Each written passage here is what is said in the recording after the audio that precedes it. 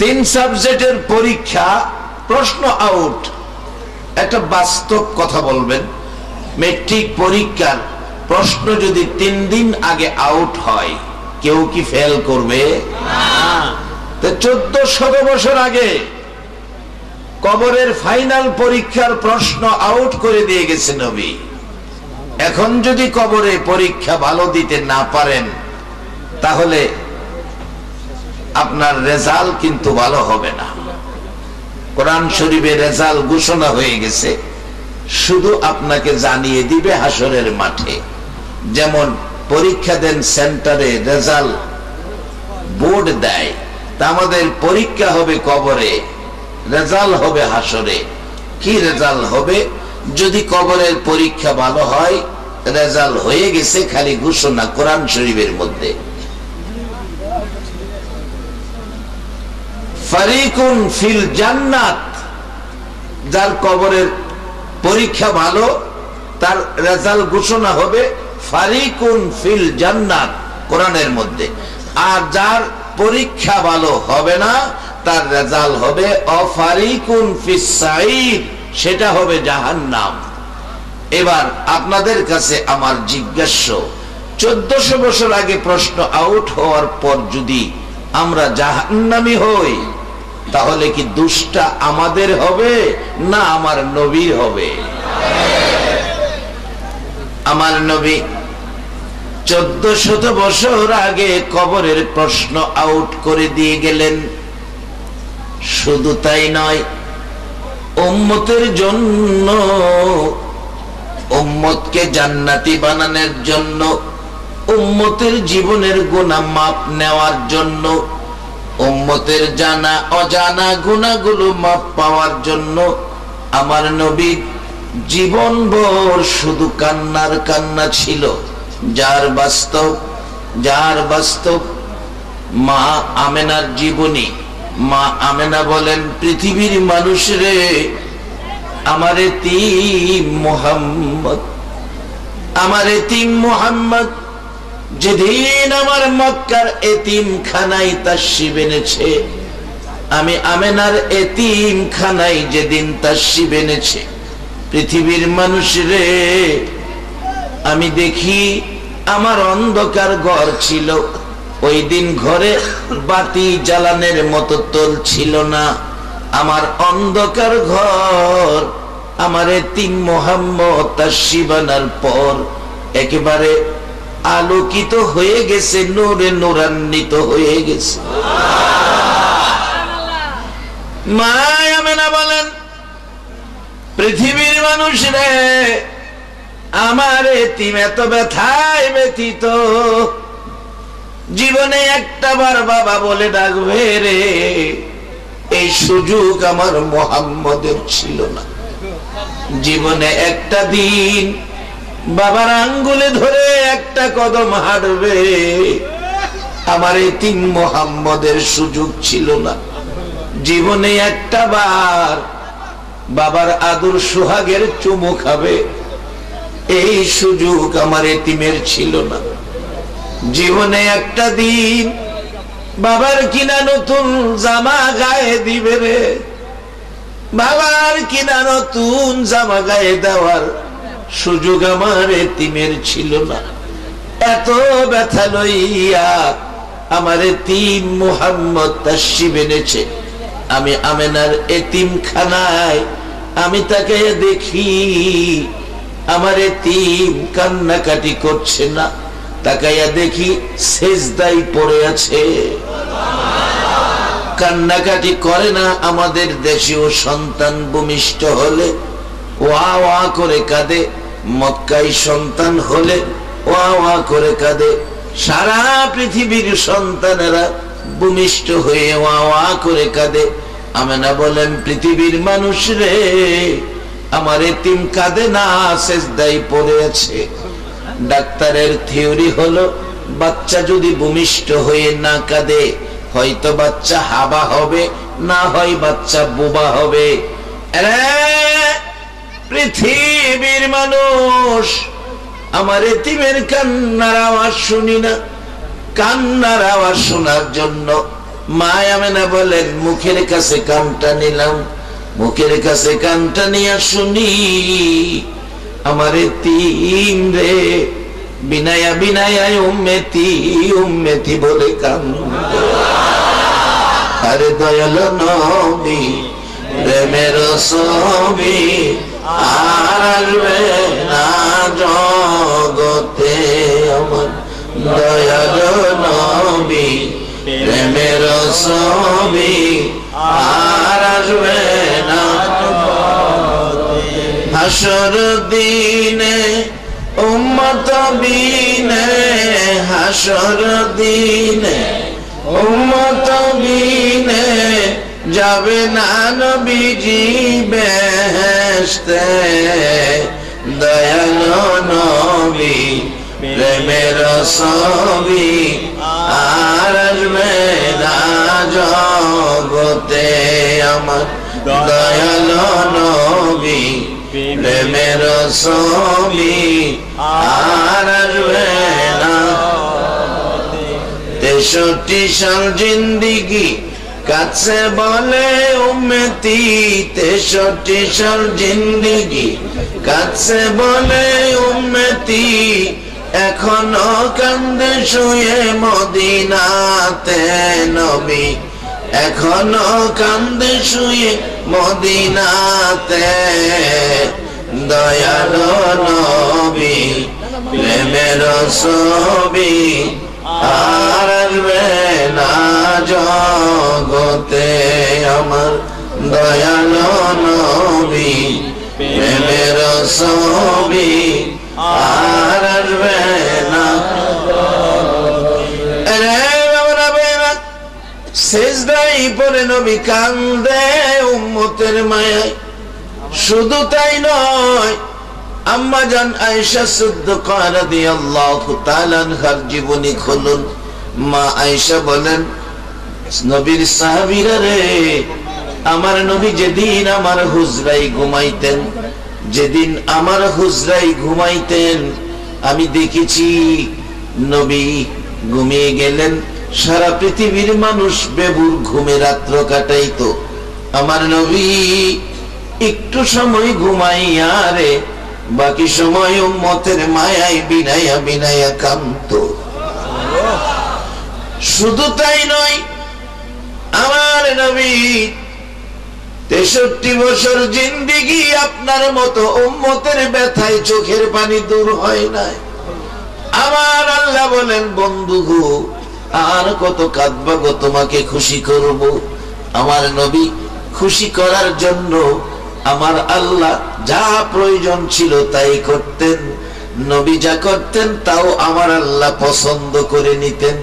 আমার নবী আপনার আমার মতো উম্মতের মায়ায় কাঁদতেন, কিন্তু নবীর কান্না তো আমার আল্লাহ কবুল করে নিয়েছেন। আল্লাহু আকবার। কত পছন্দ করতেন। আমার নবীর একজন মাশহুর সাহাবী যার নাম আব্দুর রহমান, আব্দুর রহমান নামে মাশহুর সাহাবী আমার নবীর সামনে যাইতেন, প্রায় একটা বিড়ালের বাচ্চা কোলে করে নিতেন, বিড়ালের বাচ্চা কোলে করে নিতেন। আমার নবী একদিন আব্দুর রহমানের দিকে লক্ষ্য করে বলছেন, ইয়া আবি হুরাইরা, ও বিলাল বাপ, বিলাল বাচ্চা কোলে দেখা আমার নবী হাস্য করে আনন্দ করে বিলাল বাপ বলে ডাকছেন। ইসলামে হাস্য আনন্দ আছে, মাঝে মাঝে আমার নবী এই কিসিমের আনন্দ করতেন, যার বাস্তব।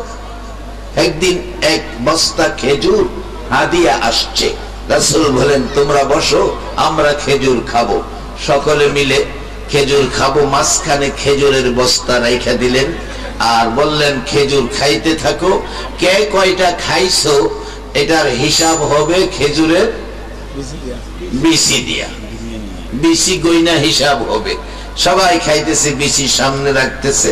আমার নবী বিসিটা হযরত আলী রাদিয়াল্লাহু তাআলা সামনে রেখে দেয়। খাইতে খাইতে খেজুর শেষ, বিসি গনো দেখে সবচাইতে বেশি খাইছে হযরত আলী।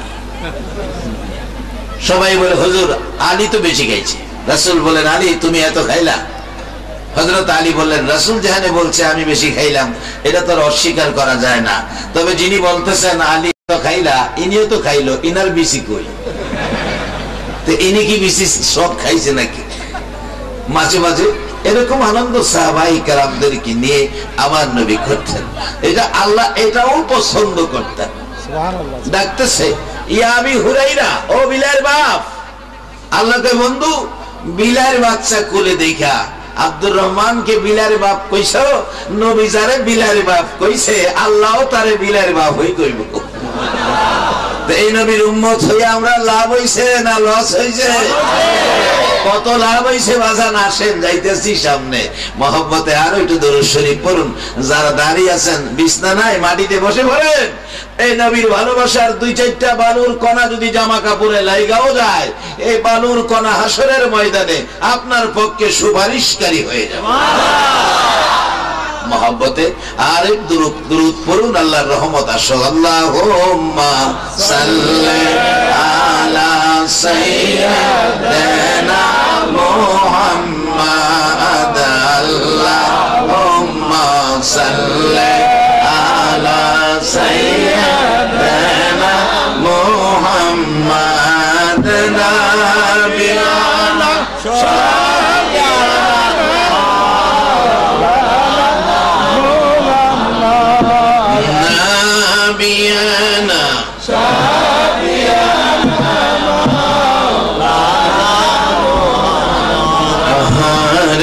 পাষাণ হৃদয় নবীর জন্য কান্দনা।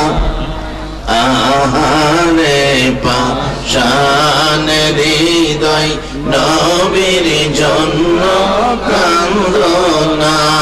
রে তোমায় সারা দয়াল নবী বেহেশতেতে যাবে না। রে তোমায় সারা দয়াল নবী বেহেশতেতে যাবে না। আল্লাহুম্মা সাল্লি আলা সাইয়্যিদিনা মুহাম্মাদ। আল্লাহুম্মা সাল্লি আলা সাইয়্যিদিনা মুহাম্মাদ। নাবিয়ানা শাফিয়ানা মাওলানা মুহাম্মাদ। নাবিয়ানা শাফিয়ানা মাওলানা মুহাম্মাদ। বালাগাল উলা বিজামালিহি কাশাফাত দুজা বিজামালিহি حسنت جميع خصاله صلوا عليه বাবারা, আমার আল্লাহ নবী কি খুশি করার জন্য কোরআন শরীফে নবী খুশির কত সুন্দর ঘোষণা। বাস্তবে আসেন, নবী তো কান্দে, দুনিয়ায় এসেই কাঁদতে শুরু করলেন। আপনার আমার সন্তান, কারো ভাতিজা, কারো ভাগিনা, বলুন, সন্তান যদি বাবার কাছে 20টা টাকার জন্য কাঁদতে থাকে, 20টা টাকা বাবা বাচ্চারে দেয় কেন? বাচ্চার কান্না বন্ধ করে খুশি করার জন্য।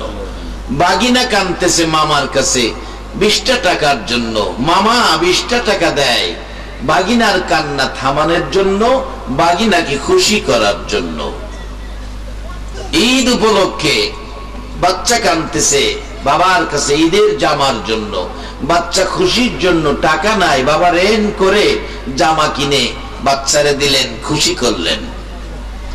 আমার আল্লাহ বলেন, বন্ধু সেজদায় পড়ে কাঁদতে শুরু করেছো উম্মতের জন্য। মানুষ রাত্র ভরে ঘুমায়, তুমি কান্দো উম্মতের জন্য। তোমাকে খুশি করার জন্য কি করতে হবে আমি জানি, আমি তোমার উম্মতের মাফ করে দিলাম। এটা আমার ওয়াজ না বাজান, ও বাজি, আমার ওয়াজ না, কোরআন শরীফ। কুল্লিয়া ইবাদিয়াল্লাযীনা আসরাফু আলা আনফুসিহিম লা তাকুনাতু মির রাহমাতিল্লাহ ইন্নাল্লাহা ইয়াগফিরুয যুনুবা জামিআ ইন্নাহু হুয়াল গাফুরুর রহিম। একবার বলুন আলহামদুলিল্লাহ। আমার আল্লাহ ডাকে, বন্ধু গো কাঁদতে হবে না গো বন্ধু, উম্মতের জন্য কাঁদো। আমি ঘোষণা দিলাম, ও বন্ধু শোনো, আপনিই বলে দেন, আপনিই বলে দেন আমার বান্দারা কি গুনাহ করছে? আপনাদের কথা কয়, আমিও আছি, আমরা কি গুনাহ করছি কিনা জিগায়। আমার বান্দারা কি গুনাহ করছে গো নবী? কত গুনাহ করছে? গুনাহ লইয়া তারা যেন আমারে ভয় পায়। কত গুনাহ করছে, আকাশের নিচে জমিনের উপরে রাখার জায়গা নাই। এই পরিমাণ গুনাহ যদি তোমার উম্মতে করে থাকে, আপনি নবী বলে দেন তারা যেন গুনাহ লইয়া আমার রহমত থেকে দূরে সরে না যায়। আমরা কয় না নবীর সাথে ফাইসালা করে, তাইলে এই নবীর পক্ষে থাকলে আমরা লাভ হইব না লস হইব? যারা এই নবীরে ভালোবাসবো তারা লাভ হইব না লস হইব? বাস্তবে আসেন, কি লাভ হইব?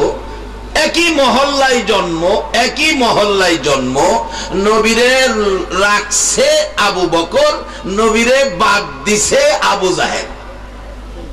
একই মহল্লায় জন্ম, একজনের নবী নিছে আরেকজনের নবী বাদ দিছে। এখন আপনারা কি নবী নিবেন না বাদ দিবেন? এবার আসেন, নিলে কি হয়, বাদ দিলে কি হয়? আলোচনা যদি একটু লম্বা হয় কষ্ট হবে না? নিলে কি হয়, বাদ দিলে কি হয়? আপনারা সকলেই তো শহরের মানুষ না, গ্রামের মানুষও আছেন। শহরের আশেপাশেও তো ধানের জমি করে, ধানের জমি করে না? ধান খেতে যখন ধান বাইর হয় তখন কি ধানের ভিতরে কিছু থাকে? একবারে খালি না? খালি খালি। তা আল্লাহ কুল মাখলুকাত সৃষ্টি করছে খালি, কিছু নাই। কুল মাখলুকাত সৃষ্টি করছে খালি, কিছু নাই, কিছু নাই। ওই মালিক কি বলছেন? আমি সৃষ্টিকর্তা হলাম রাব্বুল আলামিন, সবকিছু সৃষ্টি করলাম, কিন্তু আসলে সব খালি। যেমন দান বাহির হইছে, দানের ভিতরে কিছুই নাই, দান খালি। এটা কোন দেশে কয় এটা সিডা, আবার কোন দেশে কয় সুসা। অর্থাৎ মূল কথা হলো ভিতরে কিছু নাই, খালি। আচ্ছা, এই দানটা যে বাহির হলো খালি, কিছু নাই, দানটার মাথার উপরে একটা কিছু আসেনি, এটা কি কন? কেউ কেউ ফুল, কোন এলাকায় কয় মর, এক এক এলাকায় এক এক আঞ্চলিক ভাষায় ব্যবহার করে। তবে যাই কোন, একটা ফুলের মতো সাদা ডান্ডার মাথার মধ্যে আসেনি। আল্লাহ কয় আমি রাব্বুল আলামিন খালি দান বানায়া তোমরার মাথার উপরে রাখলাম রাহমাতাল লিল আলামিন। এখন যিনি নিব ইনি আবু বকর হইব, যিনি ফালাইয়া দিব ইনি আবু জাহেল হইব। ঠিক? আমি কি কথাটা বুঝাইতে পারতেছি? আল্লাহ বলেন আমি হইলাম রাব্বুল আলামিন, আমার নবী হইল রাহমাতাল লিল আলামিন। যত জায়গায় আমি আল্লাহ রাব্বুল আলামিন, তত জায়গায় আমার নবী রাহমাতাল লিল আলামিন। বাজান কোরআন শরীফ অস্বীকার করার কোনো ক্ষমতা নাই। এবার দেখেন, রহমতের নবী, রহমত মাথায় যারা রাখছে, এবার দানের ভিতরে কিছুই নাই, সিরা, এর উপরে ফুল। কোন কোন ধান বাতাসে ফুল পইরা গেছে, আর কোন কোন ধান বাতাসের বাড়ি খাইছে, ফুল ফালাইছে না।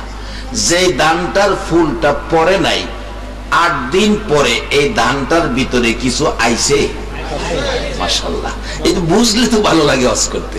কিছু আইছে, বলুন কি আইছে? চাল, চাউল। আর যেটা ফুল ফালাইছে এটার ভিতরে কিছু আইছে, এটা কি হইছে? সিডা, সুসা। একই মালিকের জমিতে একটা দান সিডা আর একটা দানে চাউল। মহাজন মাঝে মাঝে জমিতে যায়, যাইয়া দেখে টিপ দিয়া যেটা সিডা, চাউল নাই, এটারে কিন্তু একবারই দেখে আর দ্বিতীয়বার হাত দেয় না। আর যেটা চাউল আছে, হায় মাশাআল্লাহ সুন্দর চাউল এসে গেছে, কিছুদিন পরে কাটা যাইব, এটারে দেখবেন আদর বেশি করে। ওই সিডা তখন কয়, আরে আদর হেডারে করো আমারে করো না, একসাথেই তো আছি, আদর না কিরা যাইবা কই, একসাথেই আছে। যখন ধান পাইকা গেছে, কাইটা ভালাইছে ধান, তখন এই সিডা কয়, দেখছো তোমরা দইরা টিপ দিলে কি ও একসাথে আছে। যখন মেশিন দিয়া মারাই দিছে, মেশিনের বাড়িতে সিডাও পড়ছে, চাউলওয়ালা ধানটাও পড়ছে।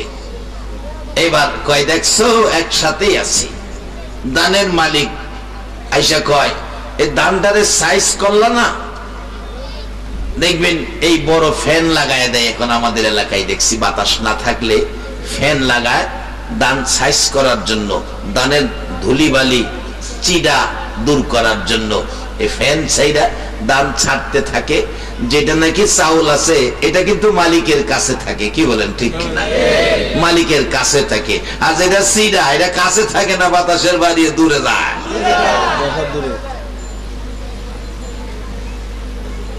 আরে আপনারা তো মালিকের কাছের মেহমান। আল্লাহু আকবার বলো।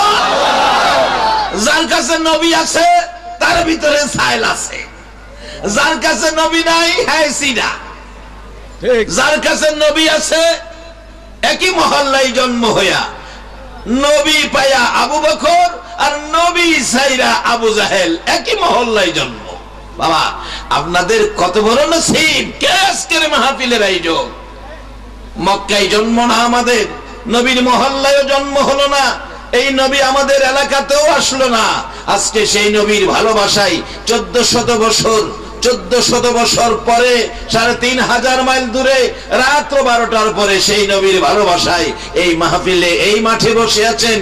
আজকে যদি আমার নবীর দেশের জন্ম আমাদের হতো, না জানি আমরা আরো কত পাগল হতাম। নবীরে একটা নজর না দেখে এইভাবে আরামের ঘুম হারাম করে বসে আছেন। যদি আমার নবীর সুন্দর চেহারা দেখতেন, আরে মক্কাবাসী আইসা দেখ বাংলাদেশে, তোরা এই সোনার চেহারা পূর্ণিমার চাঁদের মতো সুন্দর নবীর চেহারা দেখেও তোরা নবীর পক্ষ যেতে পারলে না, অনেকে কাফের হয়ে গেছে। আর আমরা বাংলার জমিনে একটা নজর নবীকে দেখি নাই, আমরা ইমানদার হয়ে বসে আছি। আর মক্কায় নবীর জন্ম, নবীর সুন্দর চেহারা দেখেও কিছু কিছু কাফের আমার নবীকে বিনা দোষে মারতে মারতে সাদা জামা লাল করে দিয়েছে।